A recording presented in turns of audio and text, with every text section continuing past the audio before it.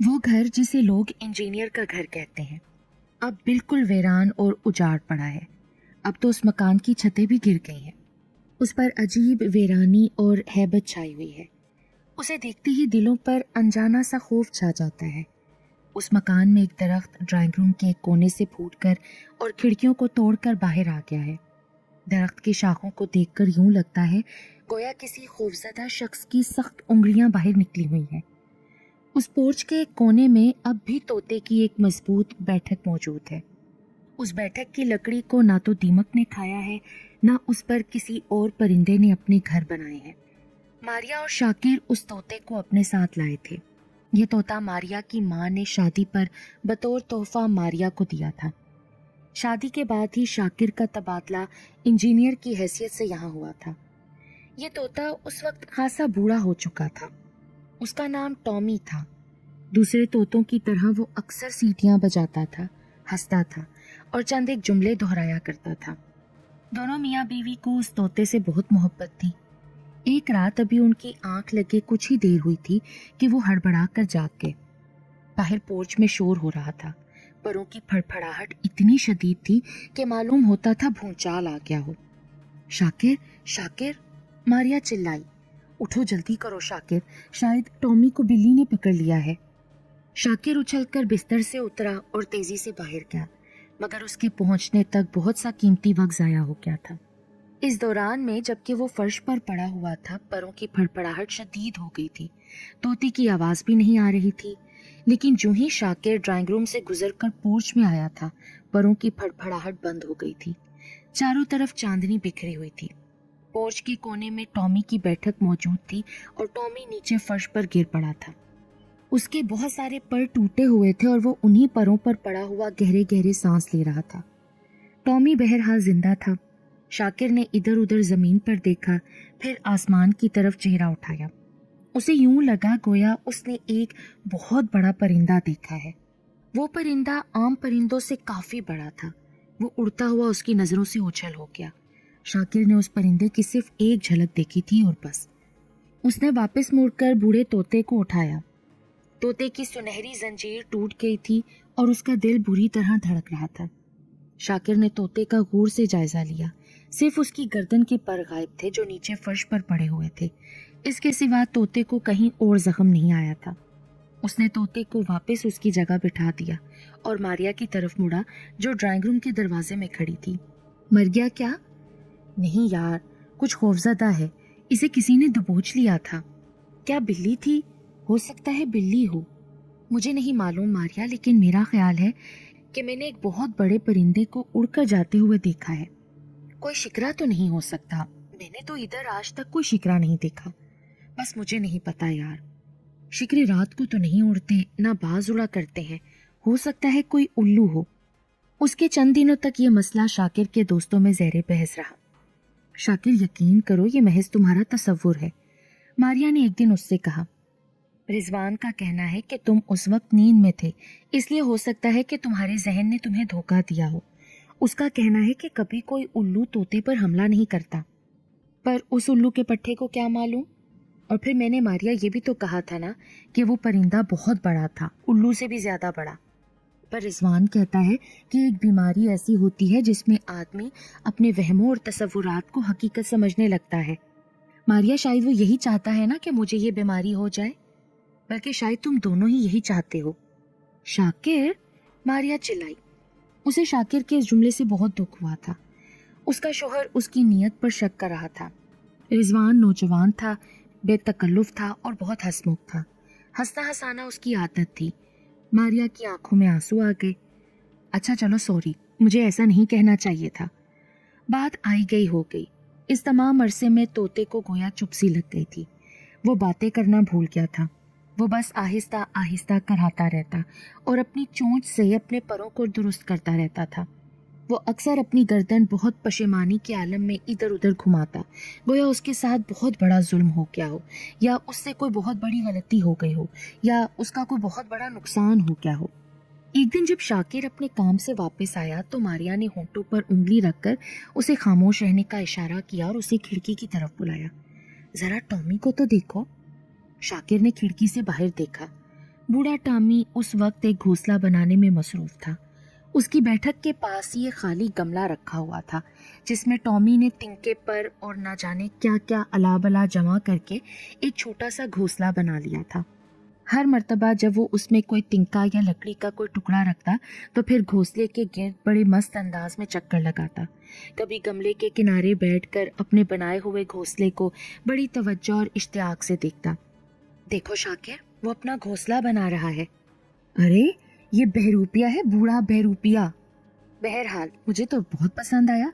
हमें धोखा देता रहा है कि नर है। कमाल है, हमें तो मालूम ही ना था कि अब ये अंडे देगी। मारिया, इसका नाम अब टॉमी के बजाय मार्था रख दो। सो उस दिन से टॉमी मार्था बन गया था। 2-3 दिन बाद मामला बिल्कुल साफ हो गया। वो वाकई तोती थी। चंद दिन बाद एक सुबह मारिया और शाकिर ने उसके घोंसले में अंडा देखा। मैं समझ रहा था कि मार्था उस रात के होलनाक तजर्बे से सहमकर खामोश हो गई थी, मगर अब पता चला मामला तो मुख्तलिफ था। शाकिर हंसा। मगर शाकिर, ये तो देखो, ये अंडा कितना बड़ा है, बतख के अंडे से भी बड़ा। पता नहीं तुम्हें कि कितने बरसों के बाद इसने अंडा दिया है, तो क्या वो अब छोटा सा अंडा देती? शाकिर ने खुशदिली से कहा। वैसे बाज परिंदे ऐसे होते हैं जो अपनी जिसामत के बराबर अंडा देते हैं, जैसे कीवी या उस जैसा कोई और परिंदा। इसके बावजूद मेरा ख्याल है कि यह अंडा बहुत बड़ा है। बेचारी मार्था का क्या हाल हुआ होगा। हाँ, ये तो सही कहा आपने शाकिर, इसकी हालत तो देखें। तोती बहुत सहम कर एक तरफ सिमटी हुई थी। उसकी आंखें बंद थीं और सर ढका हुआ था। मारिया ने उसके जिस्म पर उंगली रखी तो उसने बड़ी दिक्कत से अपनी कमर को एक तरफ सिरकाया और उसकी हलक से कमजोर सी आवाज निकली। तोती बड़ी मेहनत के साथ अंडे को सह रही थी। वो इस बड़े अंडे को मुस्तकिल अपने परों से दबाए रहती। रोज बरोज कमजोर होती गई। मेरा ख्याल है हमें ये अंडा निकाल लेना चाहिए, वरना ये तोती मर जाएगी, शाकिर ने एक दिन अपनी बीवी से कहा। पर ये इसके साथ जुल्म होगा शाकिर, ना मालूम कितने बरसों बाद इसने अंडा दिया होगा। मारिया को चंद दिन बाद अपनी गलती का एहसास हो गया। एक दिन सुबह उठकर जब वो मार्था को देखने गई तो बुत बनी खड़ी की खड़ी रह गई। शाकिर, शाकिर जल्दी आओ, मार्था को देखो, वो मर रही है। शाकिर भागता हुआ आया। तोती की हालत खराब थी, चंद सांसों का मामला था। हमें अंडा निकाल लेना चाहिए था। इसने अंडे सहते सहते अपनी जान दे दी। ये कुछ अच्छा नहीं हुआ। तोती भी जान से गई और ये अंडा भी गंदा हो गया। बूढ़ी तोती नज़ा की तकलीफ से दोहरी हो गई, मौत की झुरझुरी ली और साकित हो गई। मर गई है, शाकिर ने कहा। इस अंडे ने इसकी जान ले ली है, शाकिर ने अंडा उठाते हुए कहा। पहले मेरा कहना मान लेती तो शायद वो जिंदा बच जाती। क्या तुम इस अंडे को रखना चाहती हो? अरे अरे, ये क्या मारिया? शाकिर ने जल्दी से अंडा वापस रख दिया। इसके अंदर बच्चा है और जिंदा है। ये क्या कह रहे हो शाकिर? हाँ, मैं खुद हैरान हूँ यार। बहुत ही अजीब और फितरत के खिलाफ बात है। अंडे के अंदर वाकई बच्चा मौजूद है जो खटखट कर रहा है। क्या वाकई? मैं देखूं? उसने अंडा उठा लिया। वाकई इसके अंदर बच्चा है। अंडे का छिलका तोड़कर देखते हैं। देखा, मैं तुमसे ठीक कहता था ना कि वो कोई परिंदा था उस दिन। कोई आवारा तोता होगा, बस मुझे बड़ा दिखाई दिया होगा। मैं तो छिलका तोड़ती हूँ फिर। अच्छा ठीक है, पर एहतियात से। हाँ हाँ, जानती हूँ कोई बच्ची नहीं हूँ। अंडे के अंदर खटखट की आवाज बढ़ गई थी। मारिया ने आहिस्ता से छिलके पर चमचा मारा। छिलका चटक गया, फिर उस टूटे छिलके के अंदर से बच्चा बाहर आ चुका था। मारिया ने उस बच्चे को एकदम घोंसले में रख दिया। इतना बड़ा बच्चा, लेकिन ये कितना बदसूरत मालूम होता है। तोते और कबूतरों के बच्चे ऐसे ही होते हैं। जूं जूं ये बड़ा होगा, इसके जिस्म पर पर आते जाएंगे तो ये खूबसूरत होता जाएगा। अब तुम्हें इसकी देखभाल करनी होगी, इसे गर्म रखना होगा, इसे ज्यादा खाने को मत देना, वरना ये बदहजमी से ही मर जाएगा। शाकिर दफ्तर चला गया। उस दिन उसने मारिया को 2-3 मरतबा फ़ोन किया और तोते के बच्चे की खैरियत मालूम की। लंच पर वो जल्दी घर पहुंच गया। शाम को हर शख्स ही तोते के बच्चे को देखने आया और हर शख्स ने उन्हें अपनी बसात के मुताबिक मशवरों से नवाजा। उन लोगों में रिजवान भी शामिल था। इसे कम से कम हर घंटे बाद खिलाना चाहिए। हाँ रिजवान, तुम ठीक कहते हो, कम से कम पहले महीने इसे हर घंटे बाद खुराक मिलनी चाहिए। फिर रिजवान ने तोते के बच्चे से मुखातिब होते हुए कहा, तोते मियाँ, इधर से गुजरते हुए मैं तुम्हारी खैरियत मालूम कर लिया करूँगा, समझे? तुम्हारी तन्हाई दूर किया करूँगा। मैं भी दफ्तर से वक्त निकाल कर 2-3 फेरे लगा लिया करूँगा। शाकिर ने कुछ सोचते हुए कहा। طوطے کے بچے کو ہر گھنٹے کے بعد خوراک دی جانے لگی۔ اس کا بچے پر بڑا اچھا اثر پڑا اور وہ تیزی سے بڑھنے لگا۔ اس کی اٹھان حیرت انگیز اور بڑی غضب کی تھی۔ اس کے تمام جسم پر چھوٹے چھوٹے کانٹے ابھرے، پھر ان کانٹوں سے پر پھوٹنے لگے۔ چند ماہ میں وہ پورا طوطا بن گیا، مگر اس میں اپنی ماں کی ایک بھی خصوصیت نہ تھی۔ عجیب بات یہ تھی کہ طوطا بالکل سیاہ تھا، کوئلے کی طرح، بالکل کالا۔ یہ طوطے کی بڑی نایاب نسل ہے، شاکر نے کہا۔ میں نے کسی چڑیا گھر میں سیاہ طوطا دیکھا تھا، لیکن وہ اس طوطے جیسا نہیں تھا۔ میرا خیال ہے کہ اس طوطے کی ایک تصویر کسی ماہر کے پاس بھیج دی جائے۔ مگر یہ تو دیکھو، اس کی آنکھوں سے کیسی بدماشی ٹپکتی ہے، ماریا نے کہا۔ مجھے تو یہ بہت خرانٹ اور مکار معلوم ہوتا ہے۔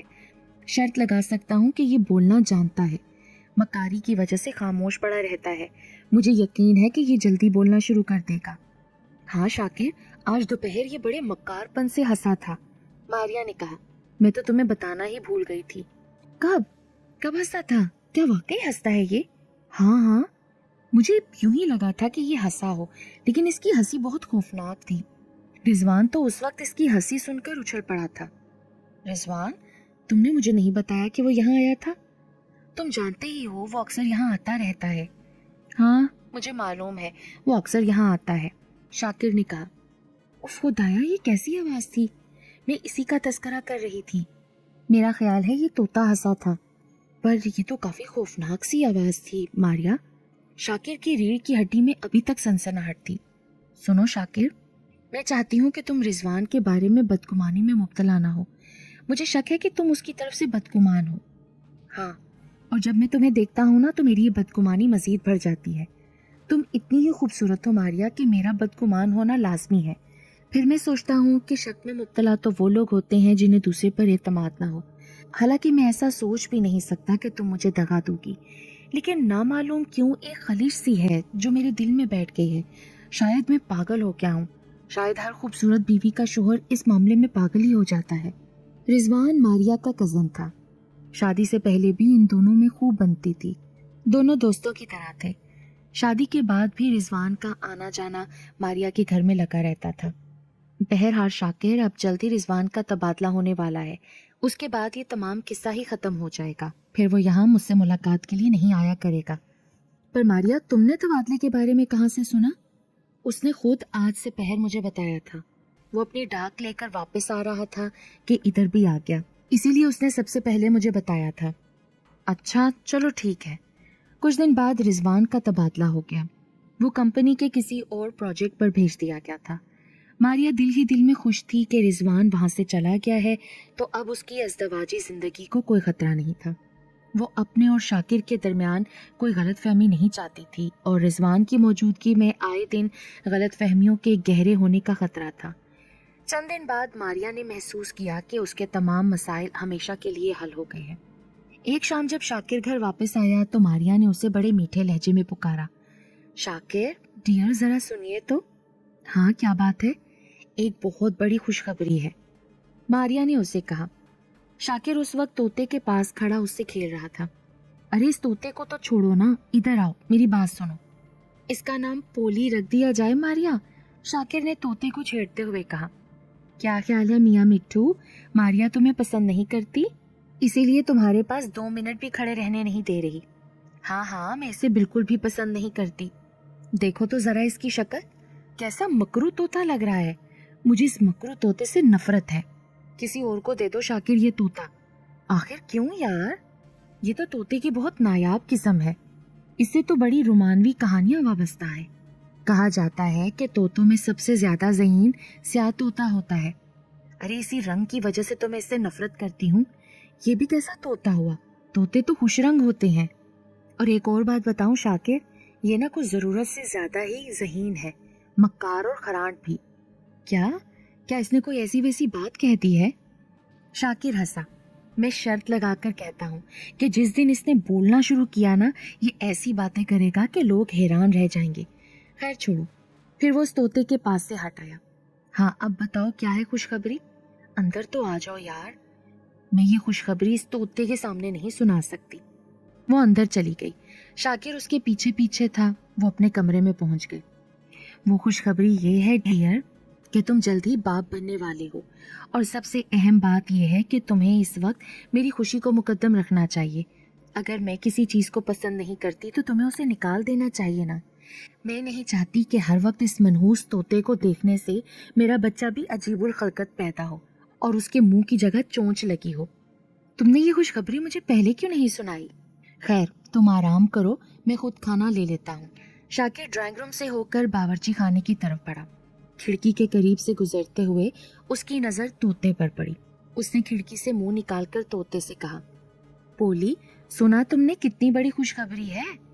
ادھر دیکھو پولی، تمہارے سامنے وہ شخص کھڑا ہے جو عنقریب باپ بننے والا ہے۔ اب تمہارے دن بھی پورے ہو گئے بیٹا، میں تمہیں کسی اور کو دے دوں گا۔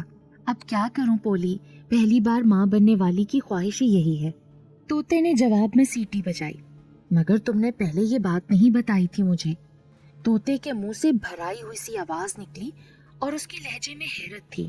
آواز بھی ہو بہو رضوان کی آواز کی نقل تھی۔ پھر طوطا دوبارہ بولنے لگا، شاکر کا کیا ہوگا؟ شاکر نے حیرانی سے طوطے کے قریب جا کر پوچھا، کیا کہا؟ طوطا دوبارہ گویا ہوا، وہ احمق سمجھے گا کہ بچہ اس کا ہے۔ طوطے نے اب کی بار ماریا کے لہجے اور آواز کی ہو بہو نقل اتاری۔ پھر وہ ماریا کی آواز میں کہتا چلا گیا، شاکر تو بالکل گاؤدی ہے، احمق کہیں کا۔ چند لمحے بعد طوطے کے منہ سے پھر رضوان کی آواز نکلی، شاکر کا کیا ہوگا پر؟ دوبارہ وہ ماریا کی آواز میں بولا، ہوتا کیا ہے، وہ احمق سمجھے گا کہ بچہ اس کا ہے، وہ بالکل گاؤدی ہے، احمق ہے۔ شاکر باورچی خانے میں داخل ہوا۔ اس کا سر گھوم رہا تھا۔ وہ دیر تک سر پکڑے بیٹھا رہا۔ اس کے بعد وہ تیزی سے اپنے کمرے میں پہنچا، میز کی دراز سے پستول نکالا۔ گولی چلنے اور ماریا کی چیخ سن کر طوطا زور سے ہنسا۔ پھر اس نے اپنا پنجہ اٹھا کر سنہری زنجیر چونچ میں دبائی اور اسے یوں کتر دیا گویا وہ کاغذ کی بنی ہوئی ہو۔ شاکر باہر آیا، پستول اس کے ہاتھ میں تھا۔ بالکل گاؤدی ہے شاکر، بالکل احمق ہے شاکر۔ شاکر کو کہیں دور سے طوطے کی آواز سنائی تھی۔ پھر اس نے طوطے کی کریہا ہنسی سنی۔ شاکر نے پستول کا رخ اپنی طرف کر لیا اور ٹریگر دبا دیا۔